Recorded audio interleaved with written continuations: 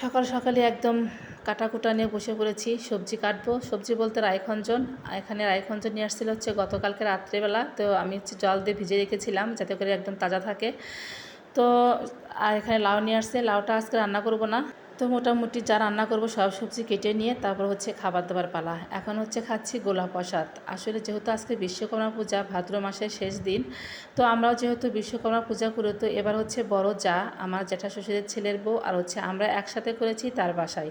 তো ওখানে আমি আজকে কাজের চাপের জন্য যেতে পারিনি। ওর বাবা গেছিলো আর হচ্ছে ছেলে গেছিলো, ওরা প্রসাদ খেয়ে আমাদের জন্য নিয়ে আসছে, আমি আর মেয়ে যাইনি। তো আমরা প্রসাদ খাচ্ছিলাম সকালে, আজকে এই খাবারটা দিয়েই হচ্ছে খাচ্ছি। আর অনেকগুলো ফলও দিয়েছে। তো যাই হোক, খাবার দাবার কমপ্লিট। এখানে তো সব গুছিয়ে নিয়েছি রান্নাবান্নার জন্য, যেহেতু বিশ্বকর্মা পূজা করেছি, নিরামিষ খেতে হবে। হ্যালো সবাইকে, সবাই কেমন আছো? আশা করি ভালো আছো আর আমি ভালো আছি। তো নিয়ে আসলাম নতুন একটি ব্লগ। আশা করি পুরো ব্লগটা আমার সাথেই থাকবে। তো এখানে সব কিছু একদম রান্নাবান্নার জন্য গুছিয়ে নিয়েছি। এখানে আদা জিরা বেটে নিয়েছি, আছে কাঁচামরিচ বেটে নিয়েছি, সরিষা বাটা করেছি, তারপরে গরম মশলা বাটা করেছি, আলু কেটে নিয়েছি, রসা রান্না করবো বড়া ভেজে। আর এখানে হলুদ লবণ নিয়েছি আলাদা করে, যেহেতু নিরামিষ রান্নাবান্না। আর এদিকে জালটাও ধরিয়ে ওল কচু সিদ্ধ বসিয়ে দিয়েছি, সিদ্ধ মাখাবো হচ্ছে শুকনো মরিচ ভেজে। তো যাই হোক, আসলে ভাদ্র মাস আসলে না নিরামিষের একটা পালা পড়ে যায়, এই তো হচ্ছে ব্যাপার। দেখা যায় পুরো ভাদ্র মাসের অর্ধেকের বেশিটাই নিরামিষ খেতে হয়। তো এখানে সকালবেলা থেকে তো প্রচণ্ড সুন্দর রোদ উঠেছে, রোদ দেখে তো আমি প্রচণ্ড খুশি, কারণ আমি রোদের জন্য কাজকর্ম ঠিকঠাক করতে পারছিলাম না, যেহেতু এখন একটু কাজ লেগে গেছে। সামনে দুর্গাপূজা আর হচ্ছে চলেই আসছে দুর্গাপূজাটা, তো একটু একটু তো কাজ যদি না করি তাহলে তো একদম সব কাজ একসাথে জড়ো হয়ে যাবে, তখন নিজেরই অনেকটা কষ্ট হয়ে যাবে, মনে হবে যে কোনটা রেখে কোনটা করব। তো যাই হোক, কথা বলতে বলতে এদিকে ভাতটাও হয়ে গেছে। এখন হচ্ছে বড়াগুলো ভাজি করে নিচ্ছি, আর বড়া ভেজে কিছুটা রসা করব আর কিছুটা রেখে দেবো। তো মরিচটা ভাজি করে নিলাম, শুকনো মরিচ, এ তো ওল কচু সিদ্ধ মাখাবো।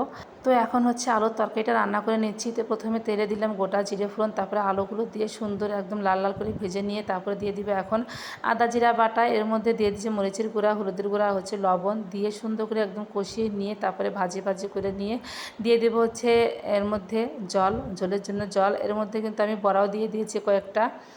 তো ঝোলটা খেতে কিন্তু খুব মজা হয়েছিল, আর অল্প তরকারি যেহেতু রান্না করতে অল্প টাইম লেগেছে, আর খেতেও বেশ মজা হয়েছিল, আর কালারটা দেখে কিন্তু বোঝা যাচ্ছে যে কতটা লোভনীয়। তো যাই হোক, মাঝে মাঝে নিরামিষ খাবার দাবার খেতে ভালোই লাগে, খারাপ লাগে না। আর যদি একটু আইটেমটা বেশি হয় তাহলে আরও বেশি ভালো লাগে। যেহেতু দুপুরবেলায় একটা দুটো পদ দিয়ে হয় না, তারপরও চেষ্টা করি যতটুকু পারি একা হাতে রান্নাবান্না কাজকর্ম। তো আলুর তরকারিটা নামিয়ে নিয়েছি, এখন হচ্ছে চটচটি রান্না করব, রায়খঞ্জনের চটচটি। তো প্রথমে দিয়ে দিয়েছি হচ্ছে আমি এর মধ্যে মেথি ফোড়ন, তারপরে করলা আর হচ্ছে পটল একটু ভাজি করে নিয়ে রায়খঞ্জন দিয়ে হলুদ লবণ দিয়ে ভালো করে একদম নাড়াচাড়া করে নিয়ে দিয়ে দিলাম আদা জিরা বাটা আর হচ্ছে মরিচ বাটা, মানে কাঁচামরিচ বাটাটা দিলে বেশি মজা লাগে। তো বেশিরভাগ টাইমে দেখা যায় আমি কাঁচামরিচ বাটা দিয়ে রান্নাবান্না করার চেষ্টা করি। তো যাই হোক, সুন্দর করে ভাজা ভাজা করে একটু জল দিয়েছিলাম সিদ্ধ করার জন্য, তো সুন্দর সুসিদ্ধ হয়ে গেছে। এখন দিয়ে দিলাম হচ্ছে সরিষা বাটা, আর সরিষার মধ্যে দিয়ে দিলাম আমি একটুখানি চিনি, তারপর হচ্ছে ময়দা, যাতে করে খেতে একটু বেশি ভালো লাগে। আর অনেকদিন পর রায়খঞ্জনের তরকারি খাচ্ছে, মানে চটচটি খাচ্ছে আর কি, অনেক ভালো লেগেছে। তো যাই হোক, দেখে কিন্তু বোঝা যাচ্ছে কত সুন্দর একটা কালার হয়েছে, আর খেতেও অনেক ভালো লেগেছে। মেয়ে তো খুব পছন্দ করেছে, মেয়ে তো বলছে মা সবগুলো রান্না একদম পারফেক্ট হয়েছে। তো ও তো নিরামিষ খেতে চায় না, তারপরও আজকে এত সুন্দর করে খেয়েছে, দেখে অনেকটা ভালো লেগেছে। তো এখন হচ্ছে রান্নাবান্না করার পর বেশ কয়েকটা চাপড়ি ভেজে নিচ্ছিলাম, যেহেতু আজকে আবার পূর্ণিমা, তালে তাল পড়েছে। রাত্রিবেলা হলেই তো শাশুড়ি মা বলবে রুটি কিংবা হচ্ছে পরোটা নতুবা চাপড়ি কিছু একটা বানিয়ে দাও, রাত্রিতে ভাত খাবো না।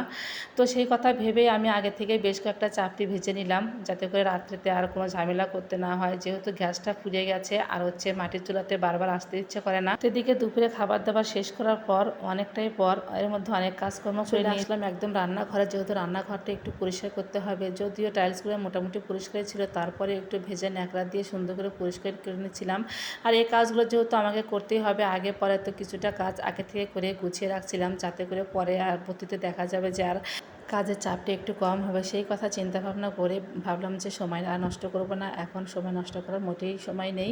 কারণ যে পূজা, মানে দুর্গাপূজা এসেই গেছে, এখন অনেক কাজকর্ম আছে, ঘর দুয়ার পরিষ্কার, কাপড় চোপড় ধোয়া, অনেক কিছুই আছে আর কি, কেনাকাটা মার্কেটিং করা।